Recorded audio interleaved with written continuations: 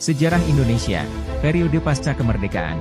Periode pasca kemerdekaan Indonesia adalah zaman yang penuh tantangan dan perubahan, diwarnai oleh perjuangan untuk membangun dan memperkuat fondasi negara yang baru merdeka. Setelah proklamasi kemerdekaan pada 17 Agustus 1945, bangsa Indonesia dihadapkan pada tugas besar membangun negara yang baru merdeka dari reruntuhan perang, dengan tantangan ekonomi, politik, dan sosial yang rumit.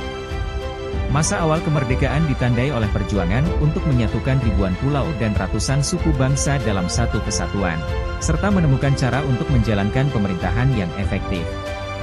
Perjalanan Indonesia pasca kemerdekaan tidaklah mulus.